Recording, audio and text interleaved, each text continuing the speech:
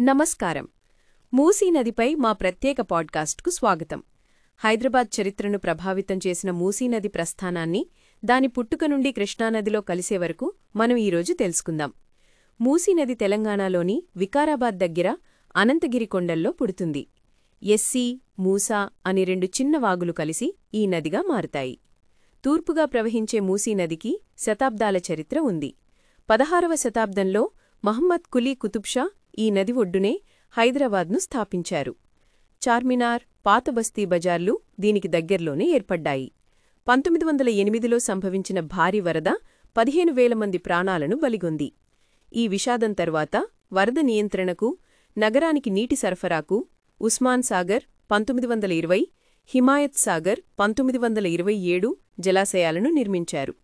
నగర విస్తరణతో మూసీ నది కాలుష్య కోరల్లో చిక్కుకుంది. రోజుకు 2,000 మిలియన్ లీటర్ల మురుగునీరు, పారిశ్రామిక వ్యర్థాలతో 2022లో ప్రపంచంలోనే 22వ అత్యంత కలుషిత నదిగా గుర్తించారు. నీటిలో ఆక్సిజన్ స్థాయిలు చాలా తక్కువగా ఉన్నాయి. అయితే ఆశ చిగురించింది.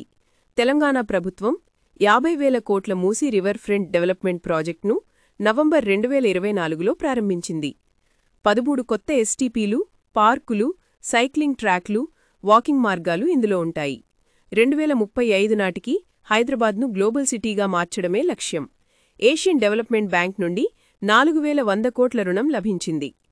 అయినప్పటికీ సవాళ్లు ఉన్నాయి. నది ఒడ్డున ఉన్న వేలాది నిర్మాణాలను తొలగించడం వల్ల ప్రజల స్థానభ్రంశంపై ఆందోళనలు వ్యక్తమవుతున్నాయి. కాలుష్య మూలాలను పరిష్కరించడం కూడా ముఖ్యం. దాదాపు 250 కిలోమీటర్లు ప్రవహించిన తర్వాత మూసీ నది నల్గొండ జిల్లాలోని వడపల్లి వద్ద కృష్ణానదిలో కలుస్తుంది. ఇది కృష్ణానదికి ముఖ్యమైన ఎడమతీర ఉపనది. మూసీ నది ప్రయాణం స్వచ్ఛమైన కొండల నుండి కలుషితమైన నగరనదిగా ఇప్పుడు పునరుద్ధరణ వైపు హైదరాబాద్ పరిణామాన్ని ప్రతిబింబిస్తుంది. ఈ ప్రయత్నాల విజయం ప్రభుత్వ చర్యలపైనే కాకుండా సమాజ భాగస్వామ్యంపై కూడా ఆధారపడి ఉంటుంది. మా పాడ్కాస్ట్లో మాతో చేరినందుకు ధన్యవాదాలు.